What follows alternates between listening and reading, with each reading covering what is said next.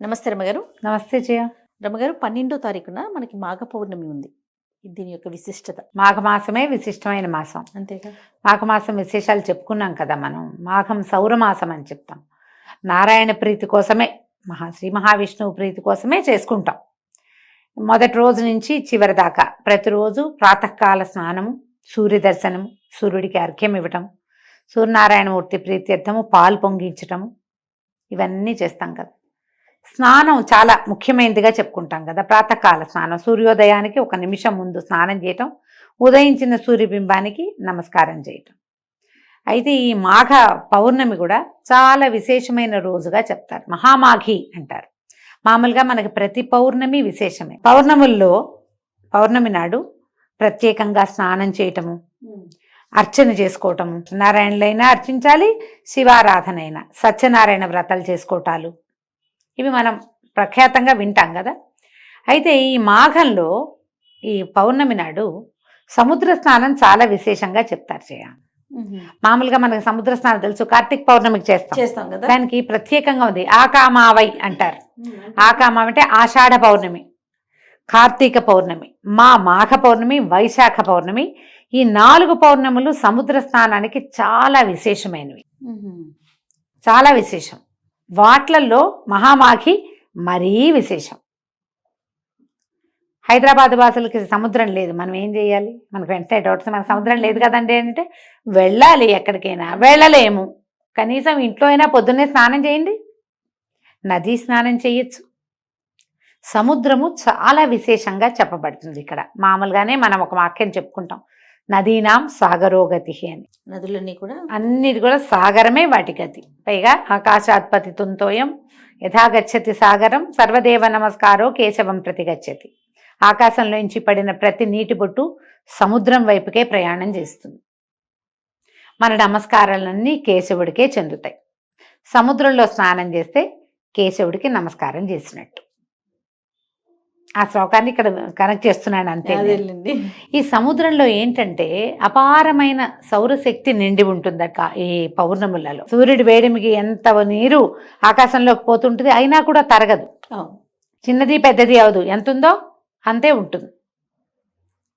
ఈ సముద్ర జలాలు ఈ ఉప్పు నీటి వల్ల ఏంటంటే నెగిటివ్ ఎనర్జీస్ పోతాయి. ఓకే. ఈ సంవత్సరం అంతా మనం ఏర్పాటు చేసుకున్నవి అంటే మన మీదకి మనం తెచ్చుకున్నటువంటి అన్ని రకాల నెగిటివ్ ఫోర్సెస్ని ఈ సముద్ర స్నానం కంట్రోల్ చేస్తుంది. నదీ స్నానాలు విశేషమైనవి. నీళ్లలో కరెంట్ ఉంటుంది, మనకు తెలుసు కదా. నదుల్లో కూడా నడుంలోతు నిలబడి నదీ స్నానం చేయాలని చెప్తారు. సముద్రంలో కూడా 40 మినిట్స్ అయినా ఉప్పు నీళ్లలో కనుక స్పెండ్ చేస్తే వచ్చాక మళ్ళీ బయటకు వచ్చాక మామూలు స్నానం చేసుకుంటాము. ఇది ప్రత్యేకంగా చెప్పబడే క్రియ కాబట్టి జీవితంలో కొన్నిసార్లైనా, కొన్ని పర్వదినాల్లో అయినా, కొన్ని పౌర్ణములైనా, కనీసం ఒక్క పౌర్ణమైనా సముద్ర స్నానం చేయండి. మామూలుగా అమావాస్య పౌర్ణములకి ఆటుపోట్లు పెరుగుతాయి కాబట్టి సముద్ర తీరాలకి వెళ్ళకూడదు అని నియమం. ఆ నియమంలో ఈ 4 పౌర్ణములు మాత్రం ప్రత్యేకంగా సముద్ర స్నానం చెప్పారు. ఉదయం చేయాలి. పౌర్ణమిలో రాత్రిపూట కదా ఆటుపోట్లు పెరిగేది, సాయంకాలాలు కాదు, ఉదయ స్నానాలు 4 గంటల లోపే. ఎలా కుదిరితే అట్లా సముద్ర స్నానానికి కానీ నదీ స్నానానికి కానీ వెళ్ళేటప్పుడు ఇంటి దగ్గర స్నానం చేసి వెళ్ళాలి. పాచి మొహంతో, పాచి బట్టలతోటి నదుల్లోకి దిక్కకూడదు, సముద్రంలోకి అసలు దిక్కకూడదు. శుభ్రంగా ఉండి అప్పుడు వెళ్ళాలి. పైగా ఇవి పితృదేవతలకి తర్పణాలు విడిచే సమయం, ఇవన్నీ స్థిరంగా ఉంటాయి. ఈసారి పౌర్ణమి ఇంచుమించుగా నాకు గుర్తుండి సంక్రమణం కూడా అప్పుడే ఉన్నట్టుంది. చూద్దామా ఒకసారి చూడండి రమ్మ గారు. మీకోసమే క్యాలెండర్ కూడా తెప్పించాను నేను. మామూలుగా పౌర్ణములు మారుతూ ఉంటాయి కదా. మామూలుగా మనకి సంక్రమణాలు జరుగుతాయి కదా. మకర సంక్రమణం ఏమో మన కిందటి నెల 15వ తారీఖు వచ్చింది. ఇప్పుడు ఇంచుమించుగా ఇప్పుడు సంక్రమణం వచ్చేస్తోంది. ఇది కుంభ సంక్రమణం అంటారు. ఈ సంక్రమణము పౌర్ణమి ఒకే రోజు వచ్చినాయి. ఈసారి 12వ తారీఖు ఒకేసారి వచ్చినాయి. సంక్రమణ తిథుల్లో మామూలుగా మనకి పితృతర్పణాలు విడుచుకుంటాం కదా. ఈ మాఘంలో ఈ పౌర్ణమి నాడు మన సముద్రం దగ్గర కూడా పితృతర్పణాలు విడవచ్చు. అది కూడా మంచిదే. పిల్ల జల్లా తీసుకెళ్లేటప్పుడు కొంచెం జాగ్రత్తగా వహించాలంతే. ఒకవేళ మనం ఏ సముద్ర స్నానానికి, ఏ నదీ స్నానానికి వెళ్ళలేము, ఏమిటండి ఇప్పుడు మా సంగతి ఎట్లా అని అందరు అడుగుతుంటారు. కుంభమేళా గురించి చెప్పుకుంటున్నాం, విపరీతంగా ట్రెండింగ్ లో ఉంది కుంభమేళా. అంతే కదా. అక్కడికి వెళ్తేనే కుదురుతుంది, లేకపోతే కుదరదన్న మాట లేదమ్మా. అసలు అవకాశం ఉన్న వాళ్ళు వెళ్తారు. వాళ్ళు ఏదో అత్యద్భుతమైన వాళ్ళు, వెళ్ళలేని వాళ్ళు, పనికిమాలిన వాళ్ళు అలాంటివి ఏం లేవు. మా పుణ్యం వస్తే మీకు రాదు అనకూడదు. ఇక్కడ కూడా మనకు అవకాశం ఉంది, మనం ఇక్కడ చేయొచ్చు. మనం ఎక్కడ పుష్కర స్నానం చేసినా, ఎక్కడ నదీ స్నానం చేసినా మనకి పుణ్యమే లభిస్తుంది. అక్కడికి వెళ్తే అమోఘ పుణ్యం. అవకాశం ఉంటే వెళ్తాము, లేకపోతే దండం పెట్టి ఊరుకుంటాం. ఇప్పుడు మనకు సముద్రం లేదు, నది లేదు అంటే ఇంట్లోనే పొద్దున్నే స్నానం చేయండి. పెద్దవాళ్ళు ఎవరైనా తర్పణాలు విడిచే పద్ధతులు ఉంటే తర్పణని విడుచుకోండి. ఏదైనా దానం చెయ్యండి. పౌర్ణమి నాడు, మాఘ పౌర్ణమి,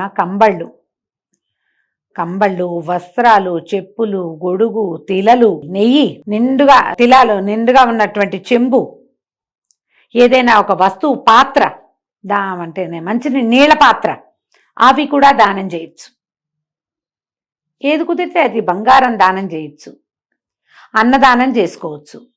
ఏమి చేసినా అద్భుతమైన ఫలితం లభిస్తుంది. మీరు మామూలుగా ఎప్పుడు చేసినా దానం మంచిది. పర్వదినాలలో చేస్తే ప్లస్. మరి మంచి పర్వదినాల్లో ఏవి చేయాలని చెప్పబడిందో అవి చేస్తే ఇంకా ప్లస్. వేసుకోండి కొన్ని ప్లస్సులు అవకాశం ఉన్నప్పుడు. అంతే. ఈ మాఘ పౌర్ణమి రోజున దానం చేసుకోవచ్చు.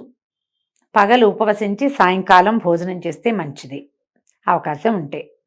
సాయంకాలం పౌర్ణమి చంద్రుడు కనపడ్డాక చంద్రుడిలో భావన చేసి లక్ష్మీ స్తోత్రం కానీ, లలితా స్తోత్రం కానీ చేసుకోవచ్చు. లక్ష్మీనారాయణులను ఇద్దరిని భావించి సత్యనారాయణ వ్రతం చేసుకోవచ్చు. మీ అవకాశాన్ని బట్టి దండం పెట్టుకోవచ్చు. ఒట్టిగా పూర్ణబింబానికి ఎదురుగుండా నిలబడి ఒక్క శ్లోకం చెప్పుకుని, ఏదైనా విష్ణు సంబంధమైందో, లక్ష్మీ సంబంధమైందో, దేవి సంబంధమైందో చెప్పుకుని నమస్కారం చేసుకోండి. బ్రాహ్మణులకి దానం చేస్తే అత్యుత్తమమైన ఫలితం ఇస్తుందని చెప్తారు. అవకాశం ఉంటే చేయండి. ఎవరికి అవసరమో నీడీ పీపుల్ వాళ్ళకి చేయండి, అది కూడా అత్యద్భుతమైన ఫలితాన్ని ఇస్తుంది. ఎవరికైనా ఏమైనా ఇవ్వచ్చు కదా. ఇలా పర్వదినాలలో పాతవి దానం చేయబోకండి. పాతవి ఇవ్వడానికి 3 రోజులు ఉంటాయి.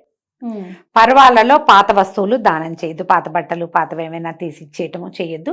కొత్తవి ఇవ్వగలిగితేనే దానం చేసుకోండి. మీ అవకాశాన్ని బట్టి ఏదైనా సరే. తప్పకుండా. నమస్తే. నమస్తే జయ.